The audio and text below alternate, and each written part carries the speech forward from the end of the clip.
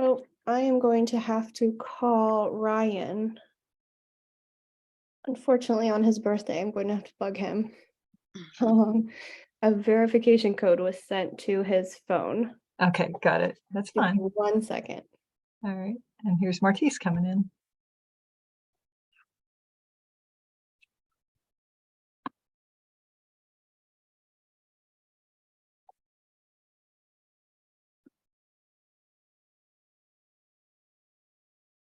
Hey, Martise.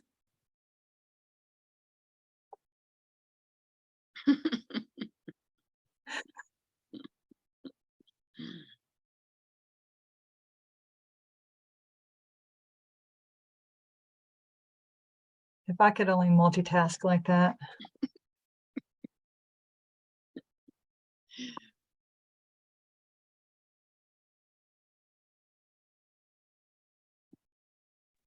He's going to need to teach me some moves later. I am not Yeah. a good dancer.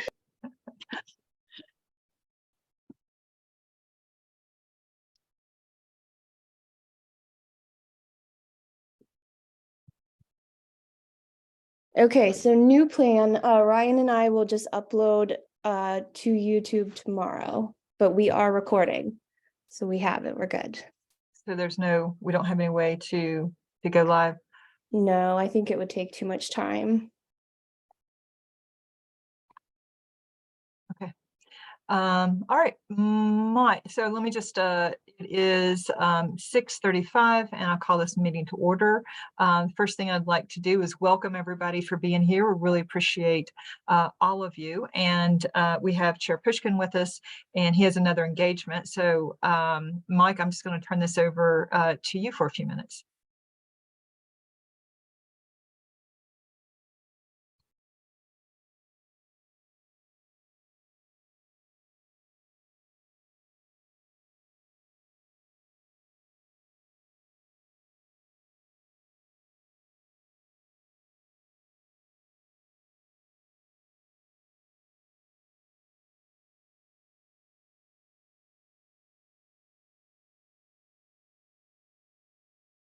Sorry, was I muted?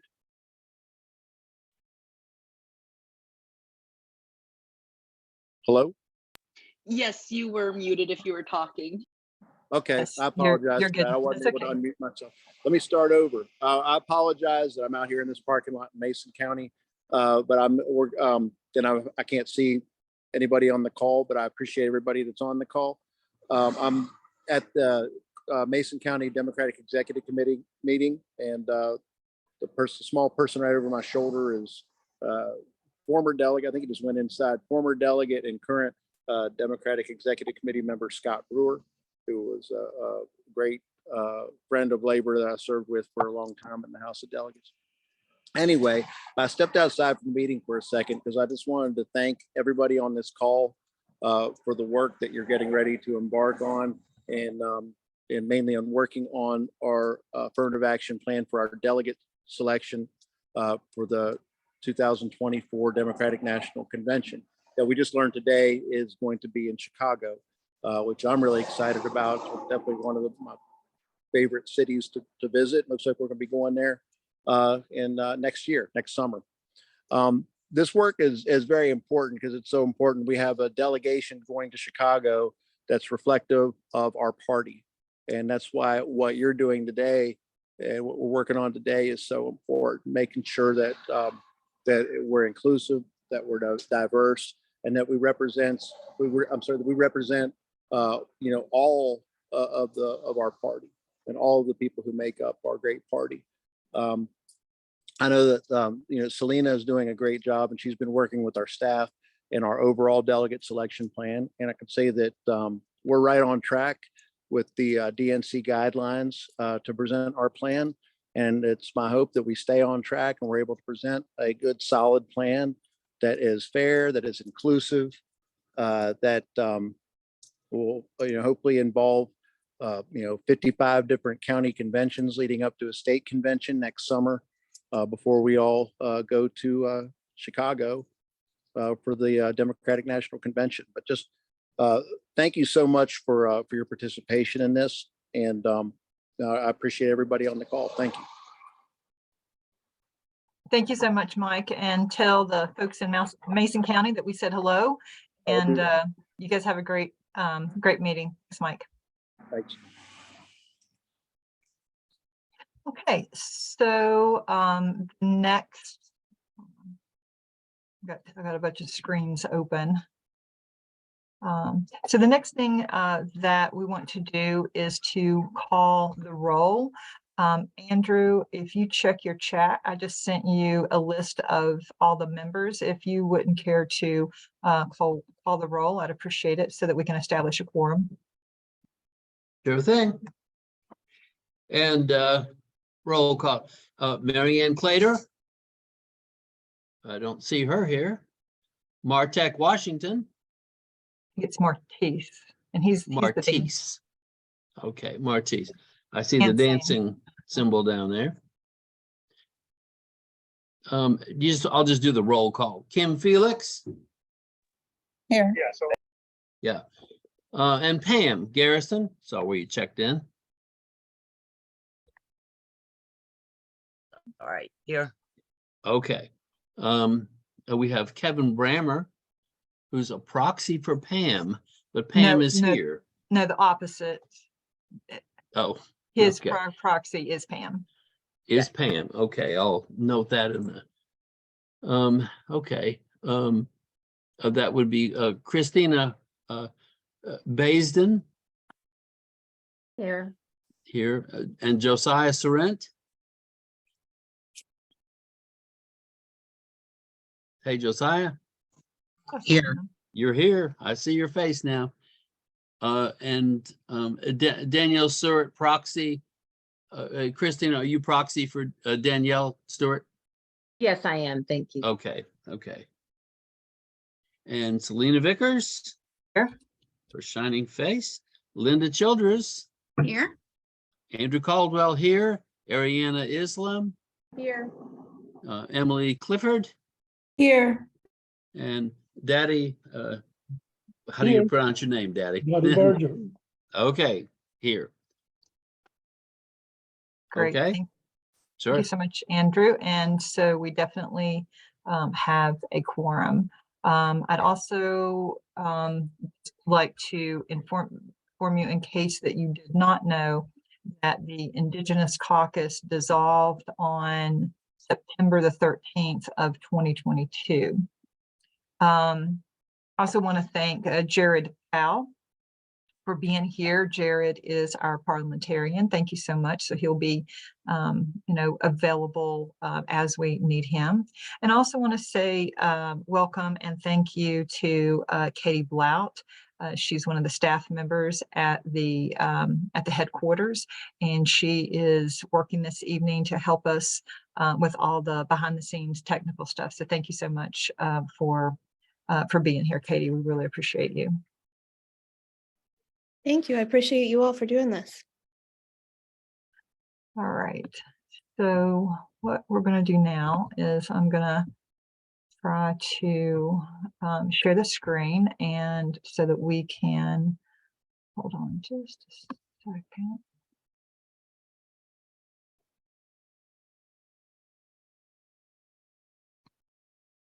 We can adopt an agenda and look at our minutes. If I did that correctly, you should be able to see a draft agenda. Is that what you see on your screen? Okay. All right. Yep. So this was sent out earlier, and this is just a draft agenda for this evening. Is there a motion to accept the agenda as presented? So moved. Make that motion. Thank you. I second. Great. Thank you. Any discussion? All right. All And in favor? who, for the record, I'm Andrew, the secretary. Who was presented the motion? I That have would be me, several- Christina Baisden. Okay, Christina, and who seconded? Emily Clifford. Emily. Okay, thanks, Emily, very much. All right, all in favor of adopting the agenda as presented, please indicate by saying aye. Aye. Aye. And any opposed? Okay, thank you so much. Oh, and I apologize. I also wanted to say when we were at the very beginning, and I think most people know, but just in case, Shane, as in Sandy, was the co-chair of this affirmative action committee, and he resigned just over the weekend. And so we'll certainly miss him, and we'll talk a little bit more towards the end of the meeting about an election to elect a new co-chair. And I apologize, I did not mention that a little bit earlier. So now we're just going to go to the minutes of the last meeting, which was June 15 of 2020. And I sent these out earlier. Does anybody has everybody had an opportunity to look at them? Here they are up on the screen. We can read them if there's a request to read them. Otherwise, I'm open to a motion to adopt the minutes as presented. So moved. Is there a second? Oh, I second. Thank you. There's a motion and a second to adopt the minutes as presented. Any discussion on that? Okay. All in favor of accepting adopting the minutes as presented, please say aye. Aye. Aye. Any opposed? All right, the minutes are adopted. That's one screen that I can close. All right, so it's kind of like this screen right here. I wanted to hold on just one second. Yes. I wanted to just give an update on, we have a lot of stuff to do, and we can come back to this and talk about this more at the next meeting. We really need to have another meeting in about 2 weeks and another one in to do the elections. But I just briefly want to point out to the people who have really, been working the last couple of years on improving the diversity inclusion in the state party. And so what this chart does is this is effective as of June 18th. Now we've had a couple vacancies, so we're going to kind of talk about fixing that. But I just want people to see for a minute what we've accomplished. I mean, prior to, in the past, our representation of people from groups that are historically underrepresented was extremely small or non-existent. And so through the development of the Affirmative Action Committee and the development of diversity caucuses and the work that all of us have been doing, this is basically what we have as of June 18th, which was the organizational meeting. So the representative goals are that as of 22, we have, they sent us DNC sent us some more updated information. So what we're going to be looking at tonight, the goals are slightly different, but as of 2022, these were the representative goals that we had for each of these groups: AAPI, Black, person with disabilities, Latin, LGBTQ, and youth. And so basically what these percentages mean is that the people who vote for Democrats in West Virginia make up 2% of them are AAPI, 6% are Black, etc. Okay. And so when you look at then the number of people on the state executive committee, you figure out like what that percentage is. Now, I did this kind of quickly, and I'm not guaranteeing that every number is correct, but I'm pretty sure that it is. If it's off, I don't think it's off by more than one. But so what we see, one is we did an enormous amount of outreach when we were recruiting people to run for state executive committee. And because of that, people who were this line right here is from the people directly from the district. So this is the number that we had and the percentage that we had that from the 68 elected from the Senate districts, okay? And so I color coded if we met the representative goal for that group in green, and if we didn't, I noted that in red. So AAPI, Black, and Latine all met that representative goal just from the state executive committee, from the district committees. And then persons with disabilities, LGBTQ, and youth had not met there. However, then we had the elections of, when you added in your ex officios, we had 3 regular at large that we elected.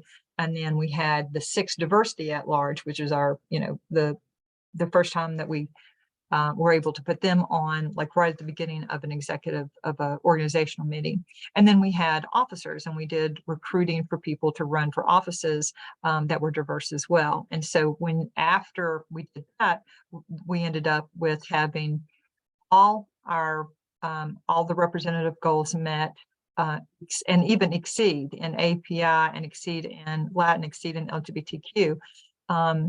But here is the area that it's obvious that we need to focus on for further outreach, and that is where the most drastic lacking is in the persons with disabilities. That number should be 22, and it is 3. And then in youth, that number should be 24, and it's 17. So we're 7 shy on meeting our goal for youth, and really 19 for people with disabilities.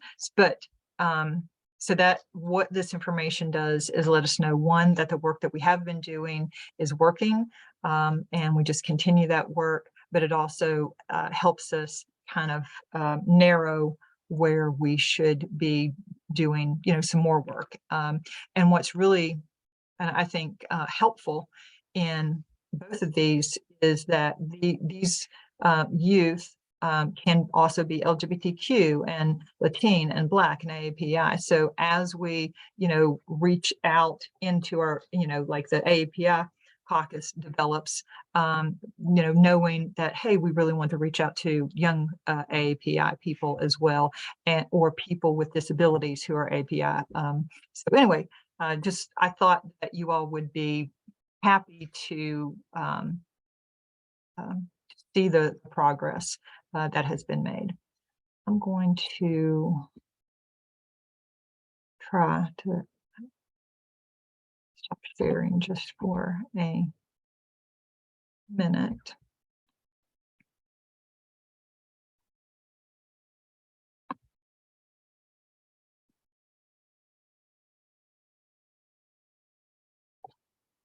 So the other thing that I just wanted to share with you guys is a little bit about the process that we're going to go over tonight. And I'm glad to take any questions as we're doing this. Sorry, I'm having screen problems again.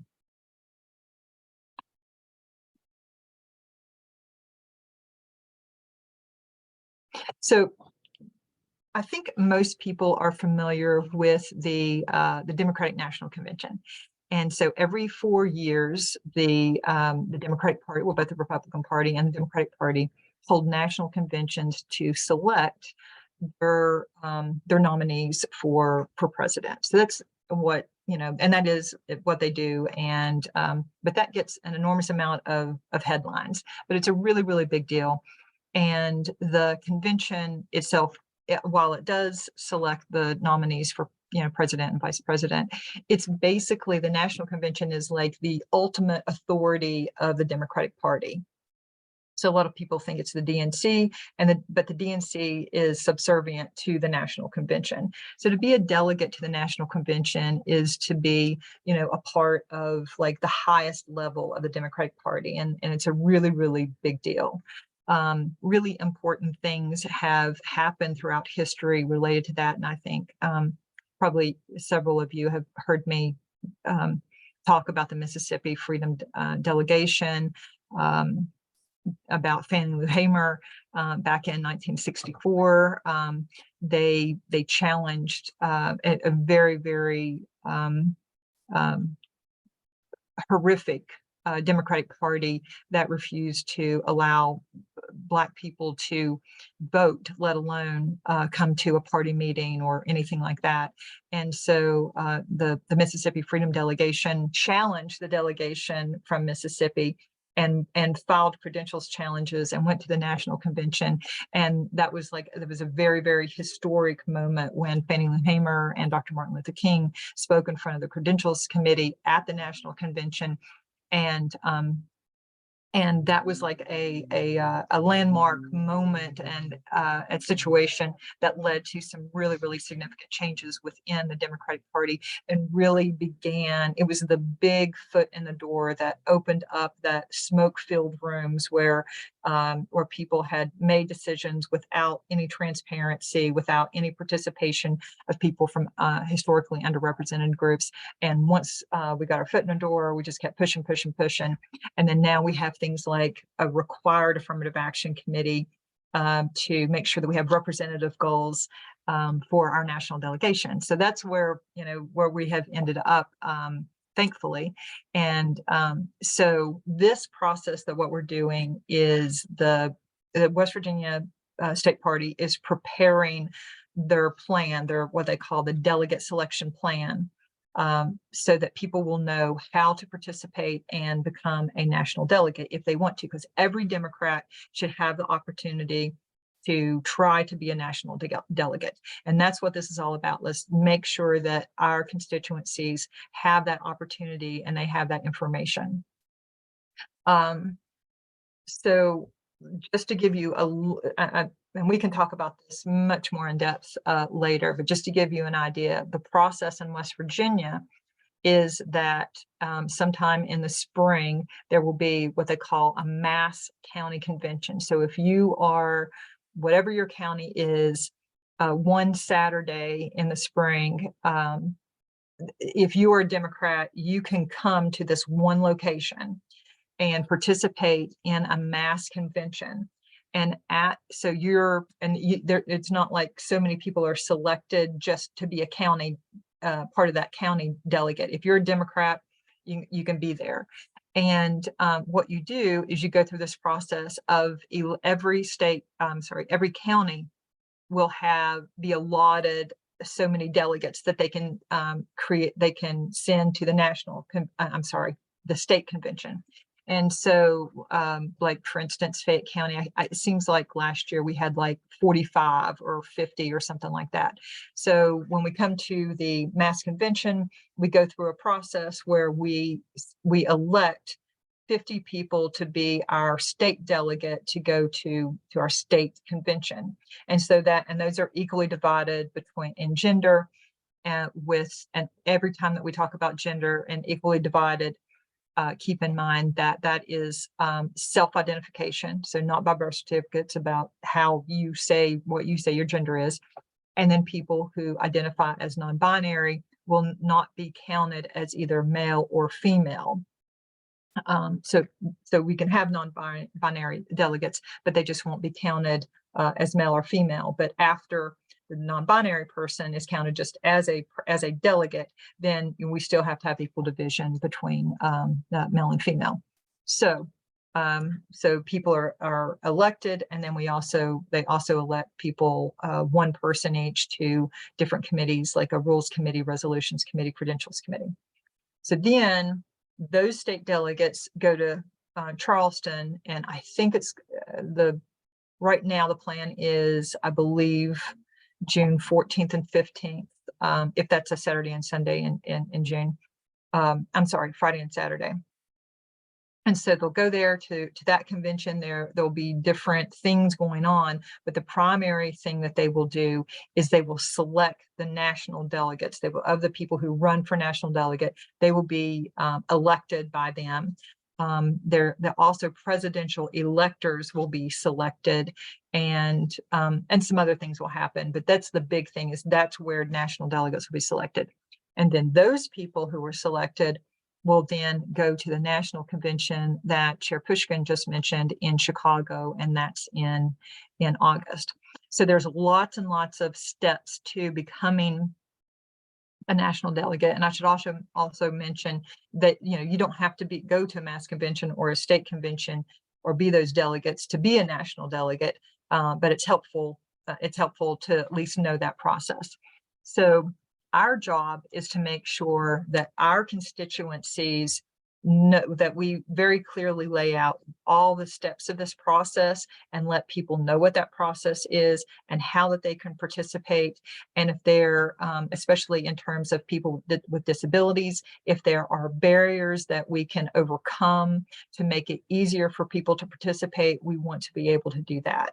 And so what our job with the delegate selection plan is this section on affirmative action and outreach and inclusion. So the document that I sent you guys to, you know, comment and look at is all about, that's our part that we're responsible for. And the bottom line is we just want to make it easy for people to participate. And I see a hand raised, Christina.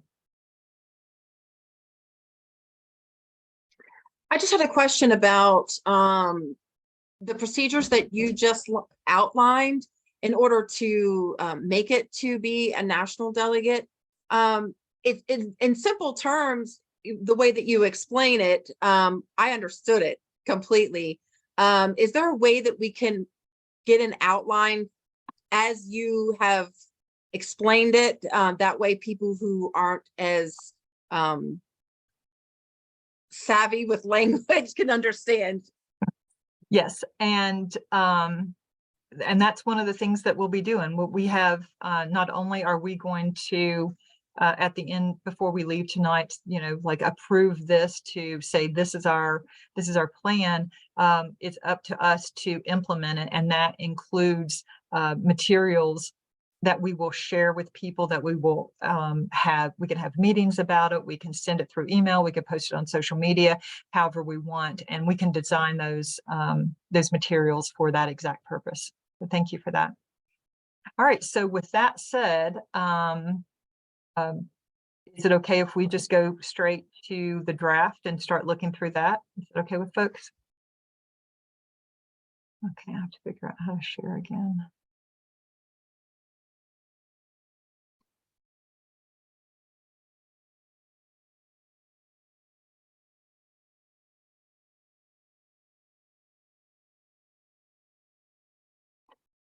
Okay, do you guys see the draft affirmative action plan up here? Okay, great. All right, so just so you know, there's a lot of technical language in here, and the DNC staff send out what they call a model plan that has everything that has to be in there, and then and then you kind of fill in the blank, you fill in things to make it fit you know, your state and that sort of thing. So a lot of this stuff, like these purpose and objectives, were already there. That all of that was kind of like came with it. But with that said, that doesn't mean that we can't you know, offer, you know, recommendations about changes if anybody has any thoughts about that. But as I'm just kind of going through here, we can stop at any point that people have any questions, but I've highlighted areas that I felt like we really needed to have some input and discussion about. So here, the Affirmative Action Committee, this just goes, says what we're responsible for.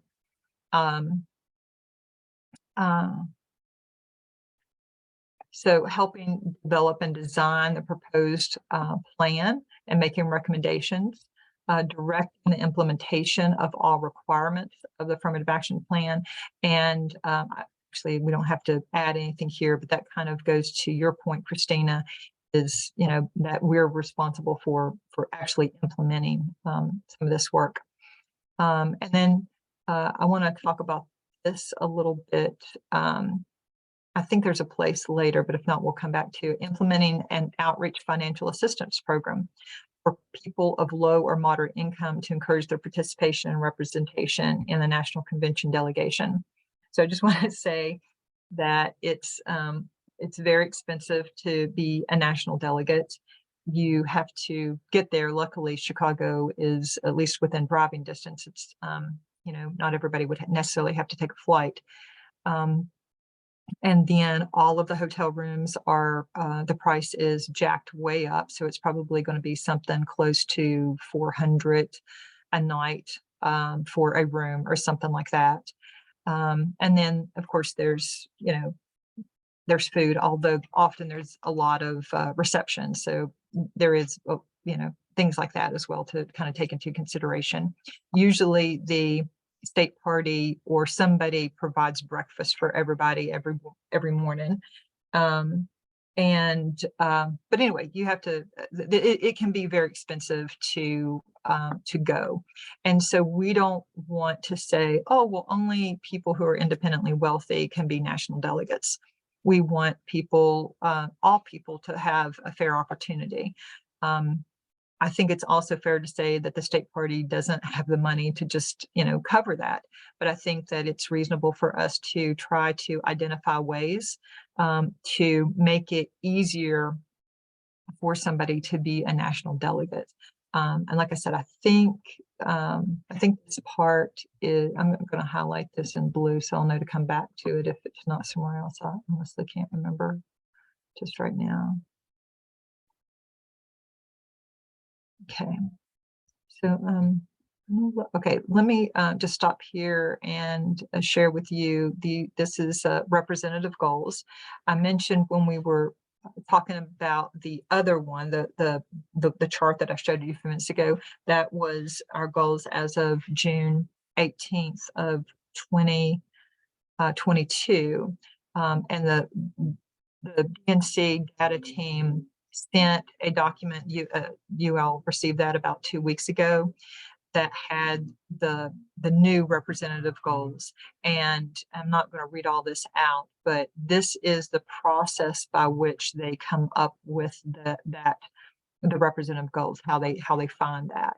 And so here, so we just plugged in what they gave us, and then using that, we have 25 delegates. Is what we send to the national delegation. So, so if we're going to, and everything is rounded up, so you can't have, if you figure out, you know, divide, you know, 7% of 25 is, I don't know what it is, but maybe it's like 1.7 or something like that, or 1.3. I don't remember. But anyway, you can't have a third of a person. So you always round up. So even if it's just like, you know, 1.1, you don't ever round down, you always round up. So each one of these whole numbers are rounded up, with the exception of the Native American. And they actually, what they sent us said 0, and that's not true. There's not 0 Native Americans, but it is less than 0.5%. And so we felt that we should have at least a goal of 1, even though they sent us 0, and there's a little explanation of that. And Dottie was very helpful in helping figure that out and making sure that we're providing that representation. Any questions about this section?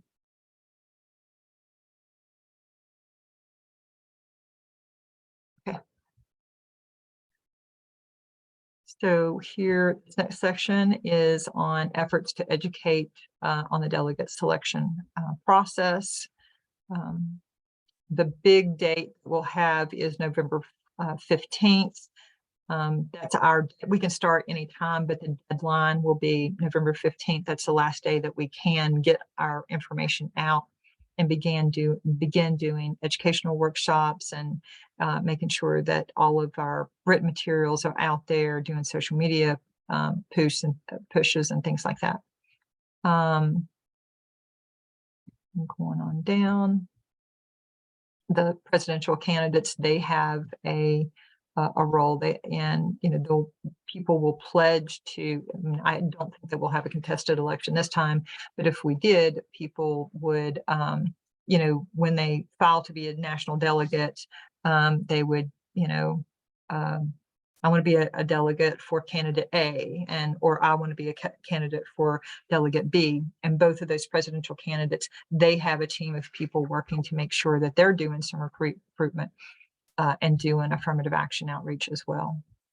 Okay, so here, this section is there's a big, strong emphasis. We feel, especially you saw that we feel very underrepresented with people with disabilities. So we have this section, the state party will make accommodations to facilitate greater participation by people with disabilities.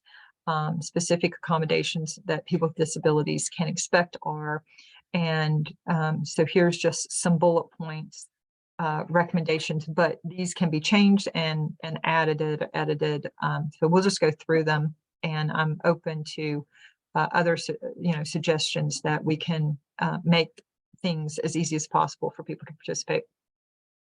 So the first one is that all meetings at every level of delegate selection process will be held at locations that are accessible to people in wheelchairs or other assistive devices.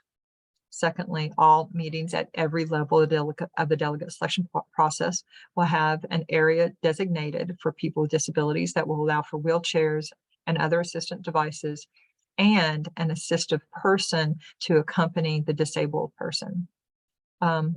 All virtual meetings or trainings at every level of the delegate selection process will be held by a program that provides for video and can enable subtitles for hearing impaired participants. And lastly, the chairs of all meetings at every level of the delegate selection process will make every reasonable effort to make accommodations for a person with disabilities as requested before or during a meeting. So I'm particularly interested, Pam, I mean, anybody can chime in, but Pam is the co-chair of the Disabilities, People with Disabilities Caucus. And I'd asked her earlier to look at that section as well. But is there anything that Pam or anybody else thinks that we could improve upon with this section? Thank you, Selena. And I appreciate, all the effort for accessibility with, people with mobility, disabled persons with mobility. My concern, this has been a problem I've been having for years now, is the lack of ASL. ASL is becoming almost, it's a universal language. Kids are even learning ASL. When you use an ASL, you're reaching out to people not only with hearing impaired, but speech impaired. And the lack of people being able to access an ASL, people with that kind of training. I would love to see more of it in the Democratic Party. I would love to see at every meeting that at least that consideration of an outreach for an ASL. And one of the last year or the last election, I did outreach to the disabled. And I'll tell you, they can't come to us. Most of them can't come to us. I had to go to get a hold of people that was over assisted living apartment buildings, assisted living homes, and they wanted me to come there. And I went there and did like a presentation, and a lot of them need help with filling things out and having, knowing how to, with the computers and things like that. And everything now is electronic. So, I had to one by one, because it was all new to me. If I knew, I would have had an assistant with me to help, because I had to go to each one by one and try to help them fill out and understand and, know what they were being asked, and to let them know what you need to verify your driver's license, your ID, where you're living, whatever they were missing that they couldn't figure out how to get it to and what they needed. So that kind of outreach, because like I said, most of them can't come to us. We have to go into these places to them. Mhm. And I would love to see everybody learn to speak ASL. I would love to learn it myself, you know. I think this is a universal language that it's another language that is we all are going to have to learn. So that's my input on it, Selena. Thank you for giving me an opportunity. Yeah, well, Emily has her hand up, and then let's come back and see if we can figure out language that would work for both of those, Pam. Go ahead, Emily. I'm so sorry. I was just actually going to just mention, because I had a client who was deaf, and no one in the facility knew ASL, and we couldn't get a caseworker to do ASL. So I know, and I'll get in touch with, but Marshall University's Hard of Hearing, and they have a specific program there. I'll see if they have any people who go out in the community and are able to maybe interpret for other individuals.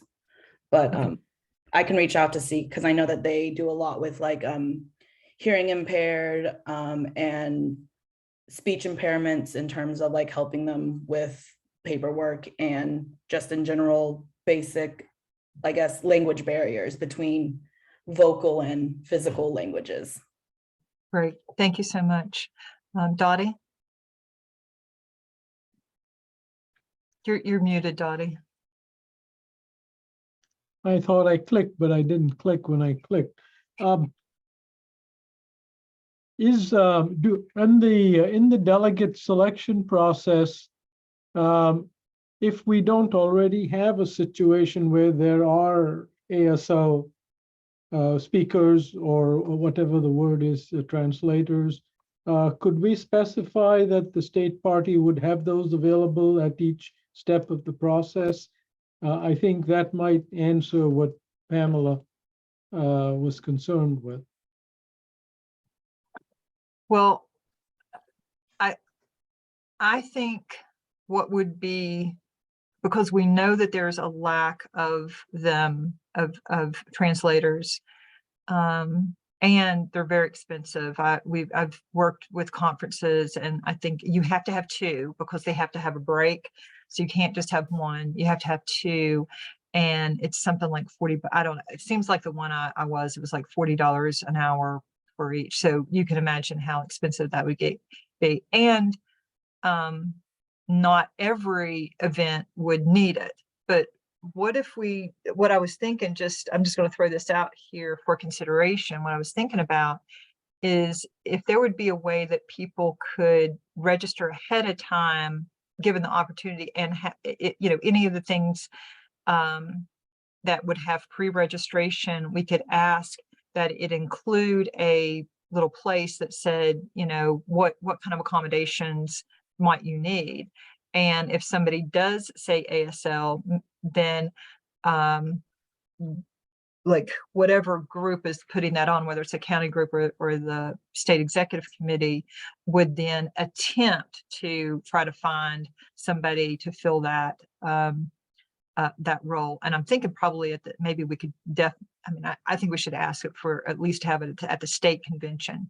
But we're going to have 55 Mass County conventions and a lot of trainings going on. So I don't, my thought is if we said we have to do it, it will fail, because there's just not enough of them out there. And even if there were, I don't know that we could pay them. But I do think that, getting county chairs to be looking for somebody that maybe they would volunteer to do it, or if they absolutely needed it and there's no other way that they could participate, then we would, cough up the money to, or see if we could find one or something like that. So I'm wondering if we can kind of frame the language for this, that, something to that effect, that we're going to be working towards this, and especially if people say that they need it, that we will do what we can to meet that. What do you think about that? I think pre-notification is a good idea, because I can see situations where it may not be an issue.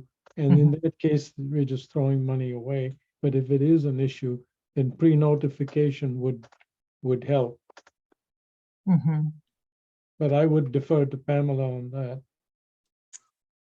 Yes, and I mean, any way we can, and I love Emily's, that she's gonna be reaching out, because I would love for us to be able to start, you know, in our counties or state having, trainings, you know, where we can start training people for us.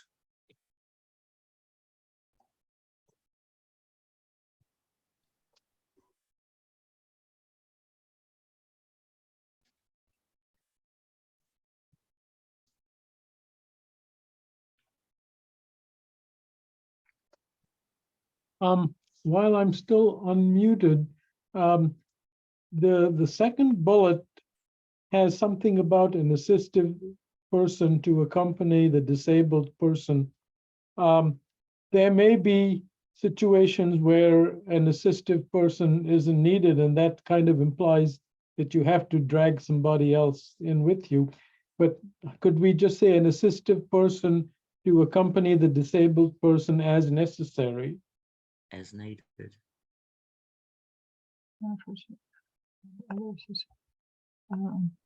Well, we just put and or, would that fix it? Well, no, that implies if you have one, you can't have the other. Oh, okay. If needed, then if needed at the end. I think, but I don't know. What do others think? I agree with that, just to cover, cross our I's or dot our I's, cross our T's. Okay, I think that's good. Any objection to that addition? Efforts will be made to identify ASL needs prior to an event related to the delegate selection process, and as well as to attempt to meet that request.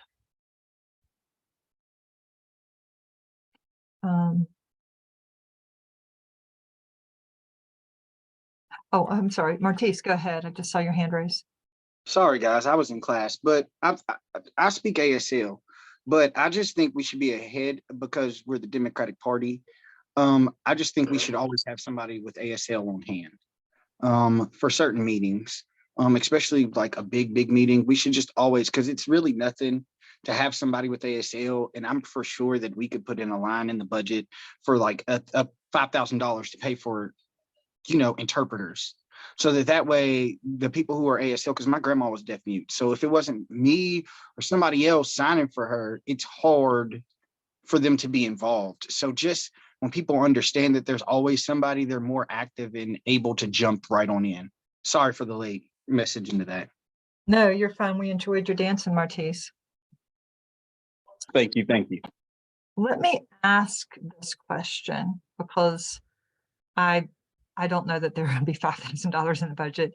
And I don't want to set us up to fail, but let me ask you this. If there is kind of like we have the transcript going right now, and I've been pretty, I mean, the Zoom's not perfect, but I've been pretty impressed with the transcription.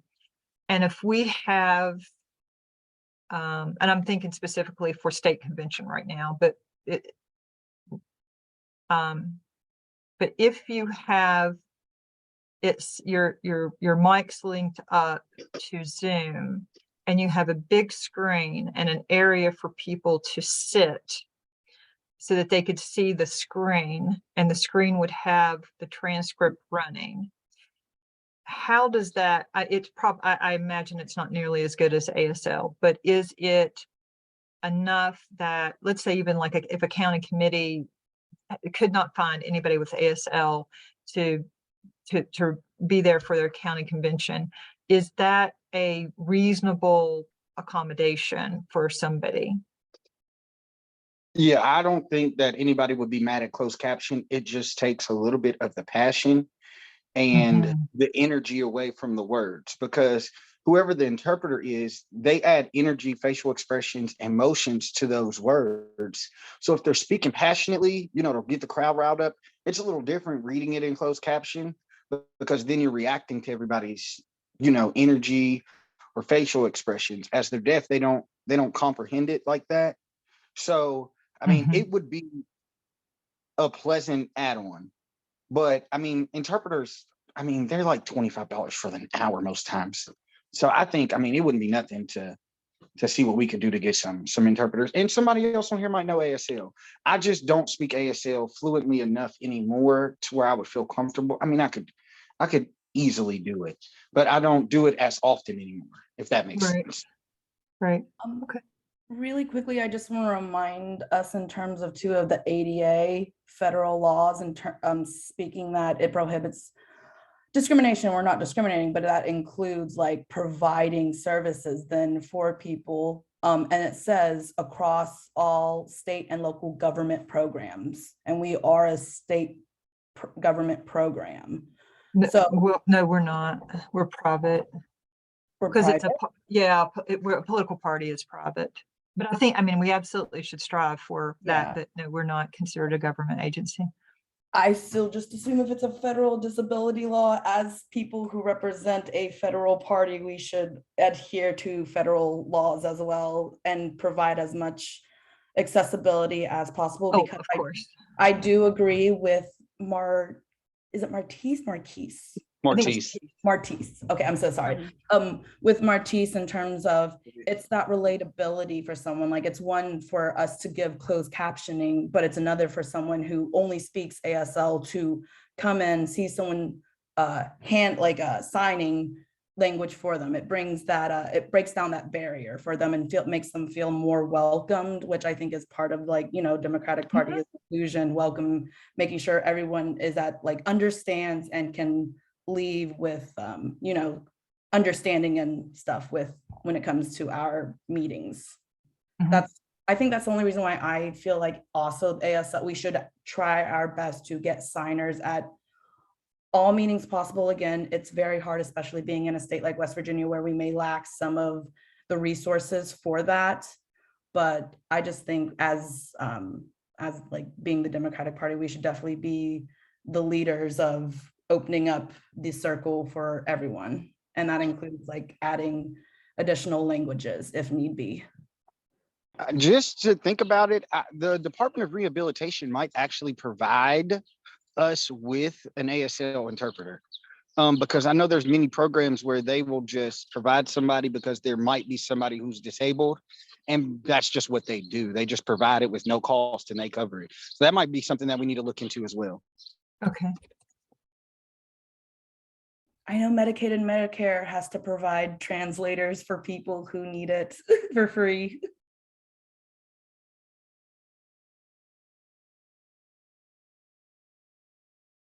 We may be getting into the weeds on this. I think if we have a general observation like we do, that should be enough for our present purposes. So would this, let me ask you, does this kind of capture enough that it'll, that people are happy enough that we can move on? Efforts will be made to identify ASL needs prior to an event related to delegate selection process, as well as to attempt to meet that request. This may include ASL or closed captions with a preference of having ASL.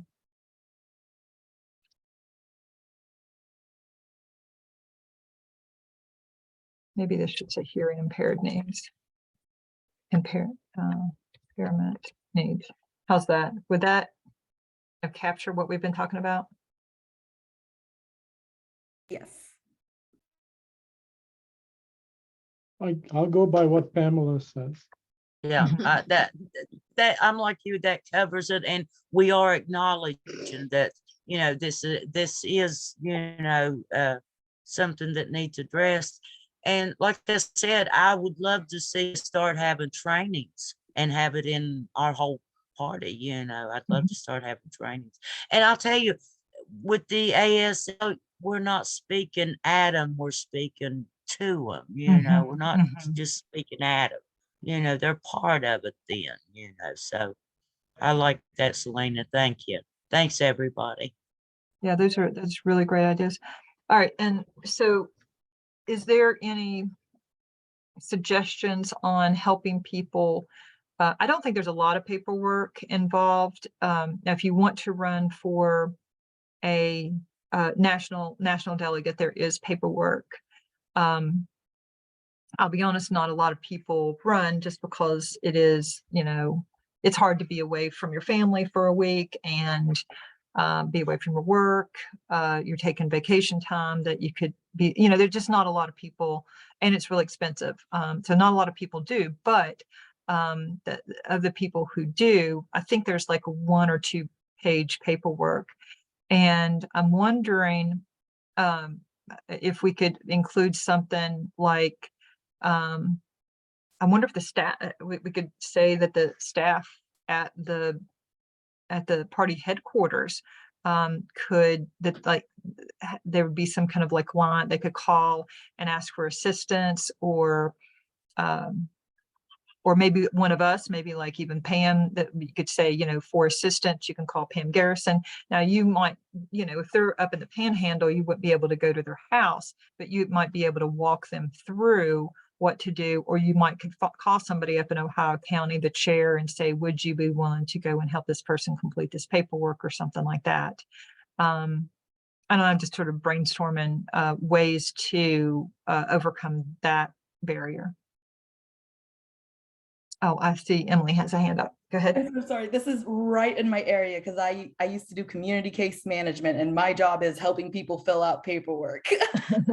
So I was actually, sorry, I was actually thinking about this in terms of maybe where we are also from all different areas of West Virginia, we could be that representative for maybe that county or that area. So then if anyone does need help with completing applications, we can either come to them, like meet them somewhere like Panera or Chick-fil-A or something. And, or even if they want to our houses, I just sometimes get sketchy about that. But helping them complete that paperwork, I wouldn't mind doing it in like Cabell, Wayne area, because that's where I'm from. And we could even just do it via Zoom or telephone if we or they prefer that. But I thought that was maybe, we all have a collective kind of district in the state of West Virginia that we have our numbers in terms of if you need help with paperwork, contact your like district representative on the committee, if that makes sense. Well, I'm using like quotations like district, but like more of the area where you're from. So thoughts on Emily's suggestion? Would people be willing to do that to help somebody if you got the call?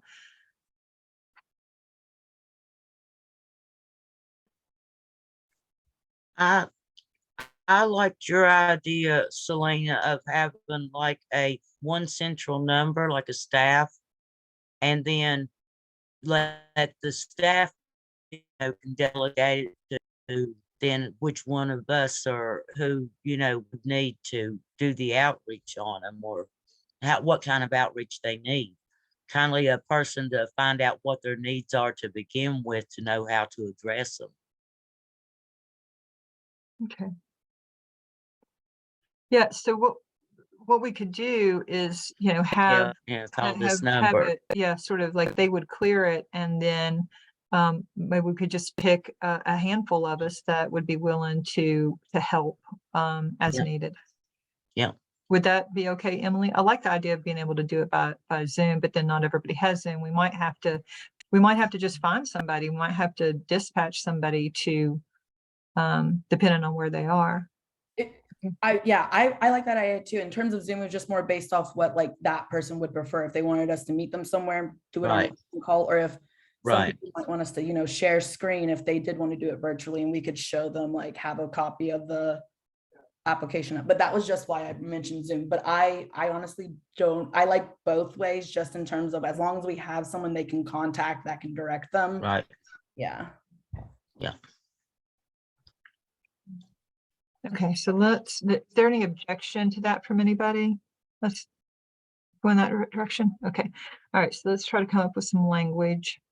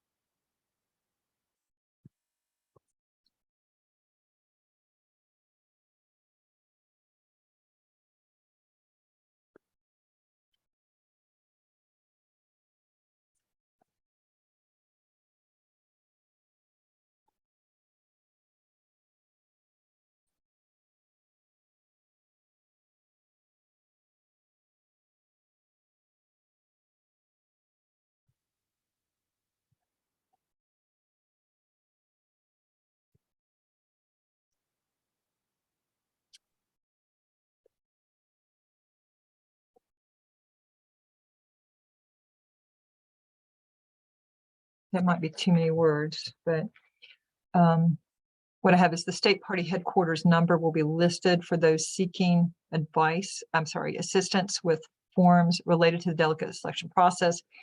And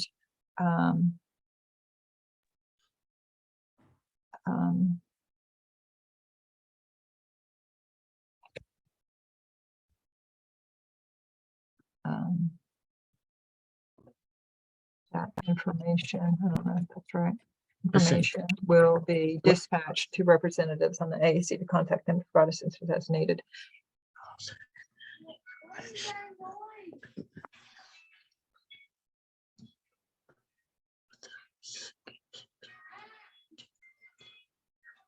Does it have to be only people on this committee that would provide assistance, or could the party headquarters have a list of people in various regions that have agreed to assist people?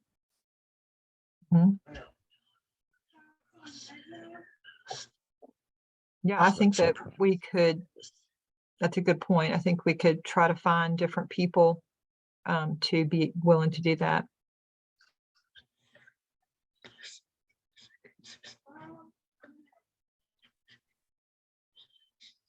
I'm so sorry, this is real quick, just maybe a brainstorm in terms of how we might be able to easily more filter or find those individuals, but we could see if that could be an option that they select when people sign up for being poll workers, because most people who want to work the polls would probably also want to, be involved in helping get people involved in politics in general. At least that's how I think poll workers are usually. Process and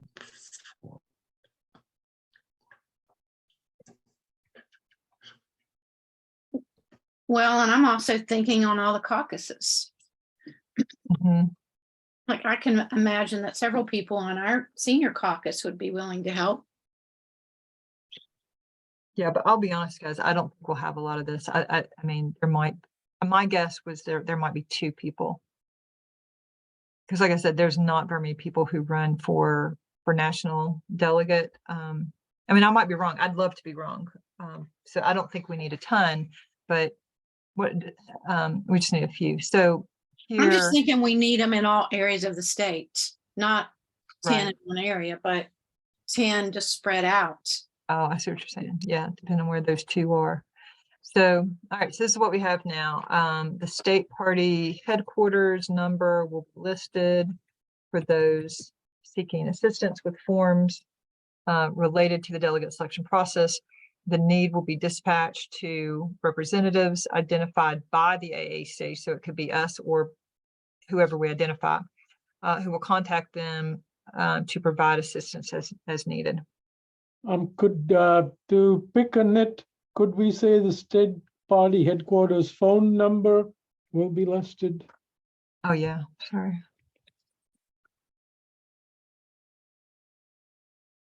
Who will contact the individuals or something?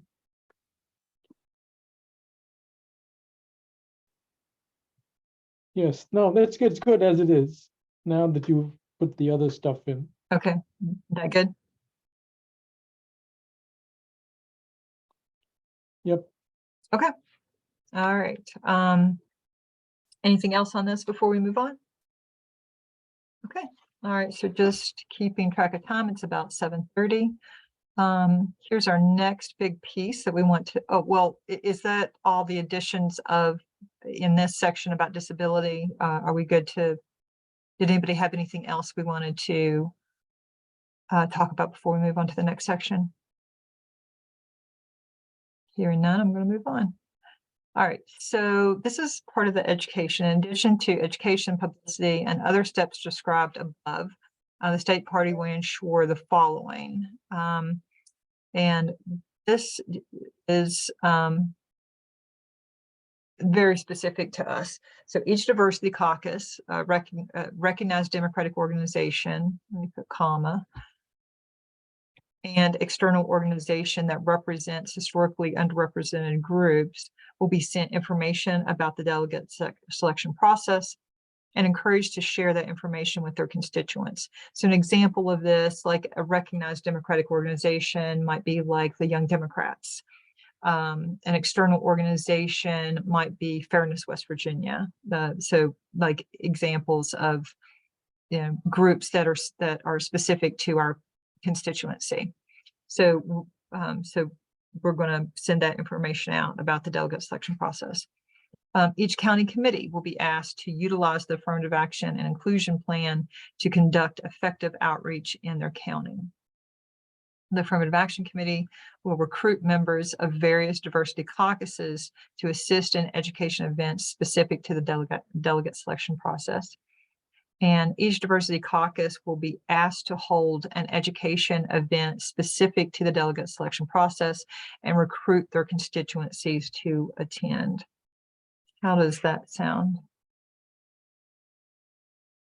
Yes, Emily. I'm so sorry. This is actually something that I had thought about because I just had gone to last month's Cabell County, I guess, yeah, their county meeting. And I introduced myself as like the AAPI co-chair, and there was nobody really knew what the AAC was. And I actually got a lot of minority individuals who were, thankfully there was a lot of minority individuals there at this meeting, but a lot of them said that, oh, we're going to reach out to you because we want to like run in the state of West Virginia. So I just don't know how we're going to, I guess, my only concern is that we can give these counties like the AAC plan, but how likely are they going to probably remember to put it on their agenda and talk about it if someone from the AAC is not there to like push it as like an important thing on their agenda?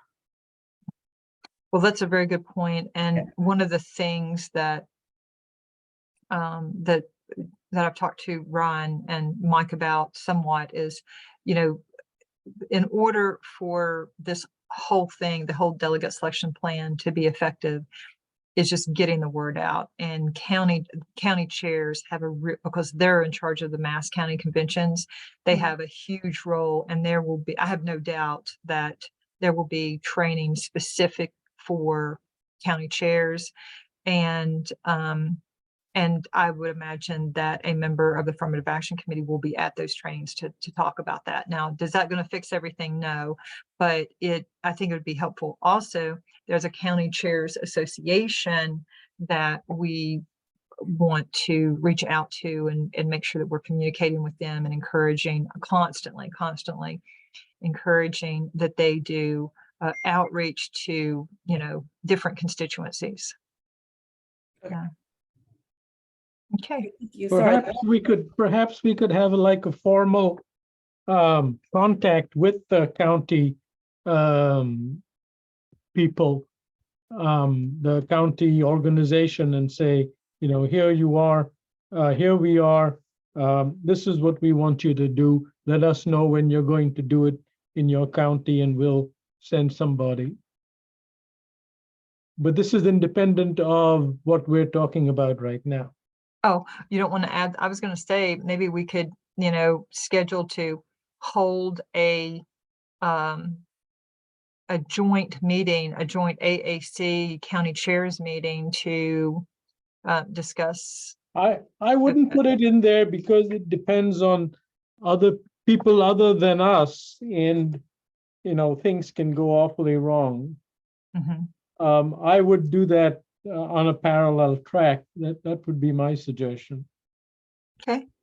I personally don't mind to go out to surrounding counties. Like my parents live in Kanawha, so I'd be in Kanawha a lot, or like Wayne, or Lincoln even, and go to that county meeting and introduce the AAC. And I know in some areas like Lincoln and Wayne, I'm probably not going to get any signups, or a lot of them at least, but I can still, let the word out and be like, if you know anyone though, maybe in a different county, let them know to hit up their county meeting. Right. Gotcha. I don't disagree. My only thing is it's not a part of this. Yeah. This document. Let's keep it separate. Okay. All right, so that brings us to the end of this plan, but I wanted to go up and talk about the financial stuff a little bit. And again, keep in mind, we don't have a budget. So,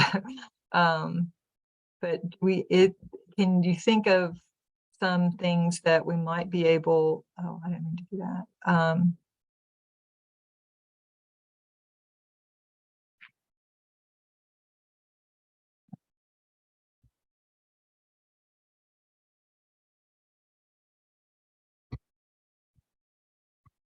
I don't know that this would necessarily go here, but I think it'd probably go at the end, but I'm putting it here for right now so that we can brainstorm some ideas. And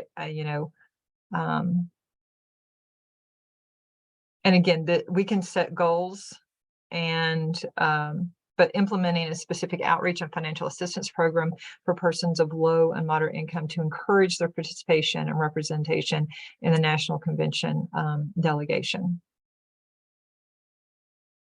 So one of the things I was thinking is that maybe we could, when I was a national delegate in 2016, and I set up a GoFundMe, and I don't think I raised everything I needed, but it seems like I raised like $800 or something like that, and it really made it much easier for me to go if I would have had to pay the entire amount myself. And so maybe,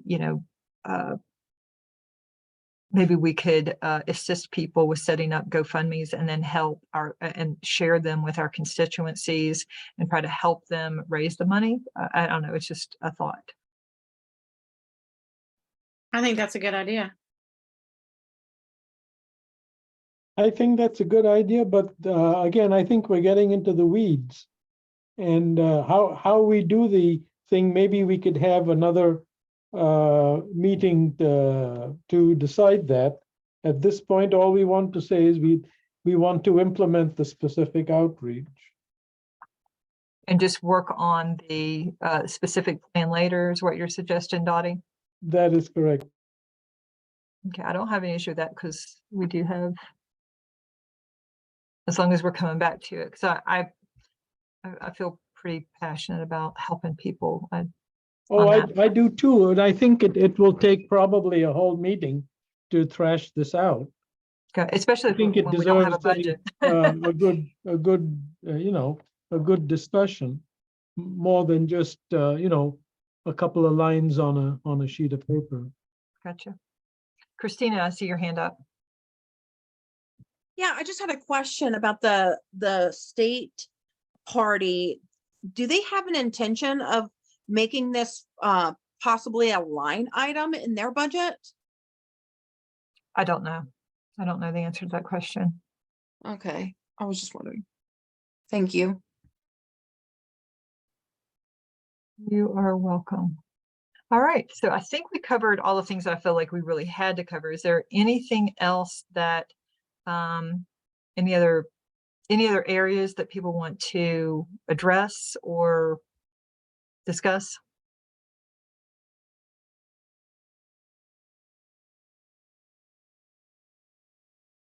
Okay. All right. Christina, your hand's still up. Is that from leftover, or do you have a new thought? Okay.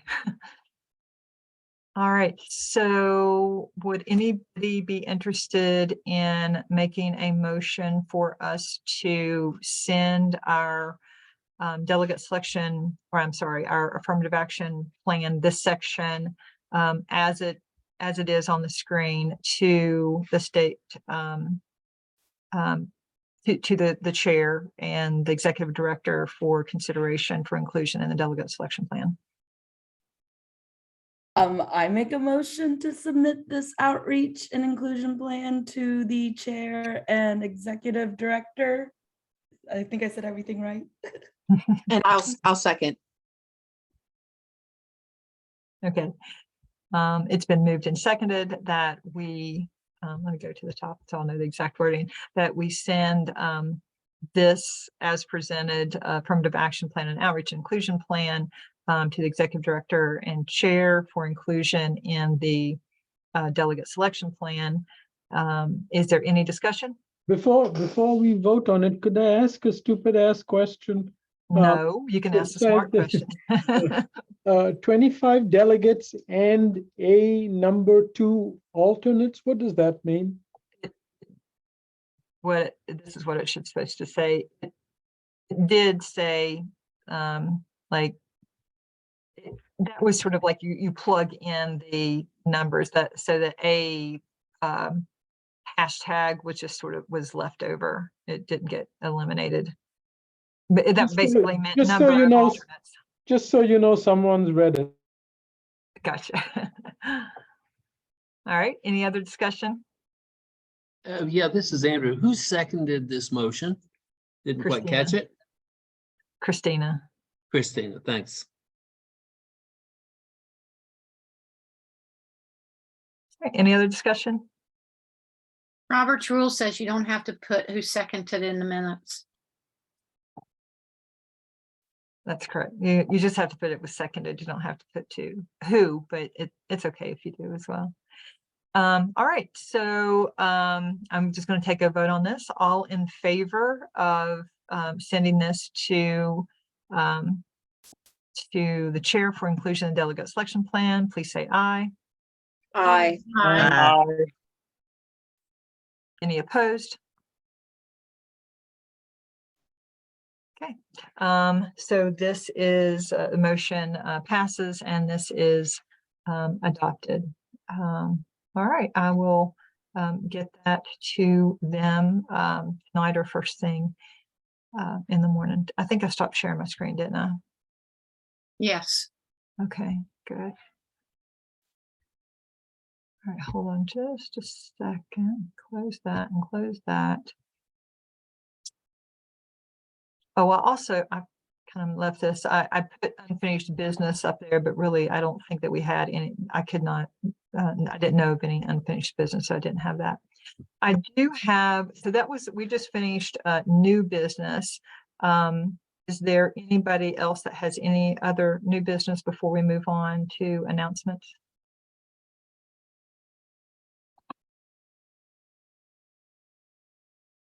I'm so sorry. So new business real quick, is this like open table in a way? Well, it's not like announcement stuff. Like if you have sort of like an announcement, that's fine. But if you have any like business that you want to bring up, like a motion or something like that, this would be the time to do it. But also keep in mind that we're going to meet in 2 weeks. So if it's some, just keep that in mind. Yeah, if it's something that can wait. We'll have a more regular meeting in 2 weeks. But anyway, but yeah, is there anything? Okay. All right. So moving on, I just want to make some announcements and kind of wrap up just a little bit. Again, I mentioned that Shane Azinsandy, our co-chair, resigned. And so that leaves us without a male co-chair. We need to have post that and have an election with a 30-day notice. Also, Ixia Vega, who we nominated to be a diversity at-large member on the state executive committee, has resigned, and we want to, at our next meeting that's 30 days out, we want to have nominations and elections. Now, keep in mind, just because we select whoever doesn't automatically get them on the state executive committee. We just make that recommendation, and then basically the state executive committee decides. They do an up or down vote to basically we pick and they ratify in a sense. And so that position is a female or non-binary from Congressional District 2. So be thinking about somebody to add to the diversity and inclusion of the state executive committee with that nomination. And the other thing is just scheduling those meetings. I'd like to, if at all possible, see if we could have another meeting 2 weeks from today. I can go ahead and get it noticed tonight. And that would be our 14-day notice for our next meeting.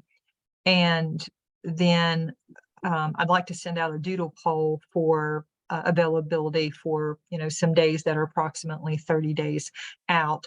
But I'd like to have that before May the 13th, which is when the state executive committee will be meeting. So we want to have all our ducks in a row and ready to present to them. So let me just ask right now is, would we, if we had a meeting next Tuesday, 2 weeks from tonight, could we have a quorum? Is I'm there, a no. I'll I just be can't be there. okay, I I it can would be there. Okay for me. The Okay, Dottie. 25th? Yes, Yes, I can be there too. I'll just be a couple minutes late like I was this time, but I can make it. okay, great. Just Yes. keep that video on. I can make it, Selena. I didn't hear what, you were talking to Martise. You wanted to see us dancing. Maybe we'll have, well, maybe we'll turn the recording off and have Martise teach us some moves. Okay, so Linda, you said Somebody that watch this you, playback back. It's going to be hilarious. Linda, you can't. I cannot. I have another commitment. Okay, could you send a proxy possibly? Possibly. Yeah, Okay, all right. I'll work on And that. Emily, you said, so far I have Ican, Dottie, Christina, Emily, Martise, Andrew, Josiah. Could you do next? Yeah. I think you said yes. Selena, do I have to do any kind of official paperwork with that? I'll send you sort of a template of just like what you can say in an email, but it's pretty easy. Yeah. And you can make your co-chair your proxy too, which makes it really easy since he's going to be there if you want. Oh, I just realized Corey Roman was on here. Corey, I'm sorry, I didn't mean to not say hi. I just saw your little block there. Kim. Oh would you- yeah, hey everybody. No, it's no problem. I just wanted to make sure I was on here to see if there was any support I could give. And obviously just to support everything you all are doing. So thank you. It was a good meeting. Good job. If anybody needs anything, you can reach out to me. It's Corey, CORY at WVDemocrats.com. And I can answer anything or help relay messages to our chair or executive director. So thank you. And thanks everybody for being here. I really appreciate it. Well, thank you so much, Corey. And why don't you, for people who don't know you, why don't you tell them what you do with the state party? Yeah, so I'm an organizer pretty much. I work out in the Eastern Panhandle is where I'm based. So we have a little bit of a regional presence outside of just Charleston. I also travel to Monongalia, Morgantown pretty often. So I'm anywhere in that area. If anybody ever needs something, I can always swing by, to be there in person or to answer any questions. So I'm really here to be a bit of, support for anything anybody could need at any time. So feel free to reach out to me. I gave you my email. My phone number is also 304-820-3963. And, I work throughout the week. So if anybody has anything, feel free to reach out and I can either give you the answer or find the answer for you. So I'm here for support for anybody. So thank you. Thank you so much, Corey. That's wonderful to know. Kim, would you be available a week from today? Is that the 18th? I'm sorry, 2 weeks. I said week, I meant 2 weeks, the 25th. At what time? Is the same time okay, 6:30? Yeah, that's fine. Great, thank you so much. Okay, and I'll reach out to the people who were absent and ask them, but it sounds like we would be able to have a quorum. And I'll send out some information to you guys ahead of time. What we're going to do, one of our big pieces that we're going to do at the next meeting is this is a little confusing because they're all called affirmative action plans, but this plan that we worked on today is affirmative action plan specific for delegate selection. The affirmative action plan that this committee, I know that we have a lot of new people on, but this committee worked on like a year ago. That plan just needs updated a little bit, and we're going to send that to the state executive committee. So we don't have tons of work to do on it, but if you want to look at if there's some caucus specific things, there's some the party specific things. So let's take the next couple weeks or so to look at that. And if we have any, there were a couple things I saw that I felt like that we could update and tweak. But anyway, have a look at that, and if there's anything that we need to change in that, but we don't have to give that a 30-day notice to send that to State Executive Committee, but we want to send that to them and give them opportunity to adopt that. And that's the plan for the whole state party all the time, not just for delegate selection. Okay. All right. I see a hand up, Dottie. Yeah, could you send that to us? Yes, So we don't I have will. to look through our archives. Thank you. Yes, I will. I'll probably send that out to you. I'll put it back in like a Google Doc. It's a PDF right now. I'll put it back in a Google Doc and send that out and make everybody commenters, so you can go in and provide comment. And, if you want to share it with your caucuses, whatever you want to do, and we'll just look at that in a couple weeks. Okay. All right. Anything else before we move to adjourn? All right. Glad to see everyone. Yeah, it is good. It's really nice to see everybody. Thank you all for being here, and special thank you to Jared, our parliamentarian. Really appreciate you being here, and also special thanks to Corey and Katie for handling all the behind the scenes aspects of this Zoom call. So thank you all very much, and good night, and be looking for emails coming your way. Thank you, Selena. Thank you so much. Thanks, Thank you. everyone. Have a nice Bye-bye. night. Thanks.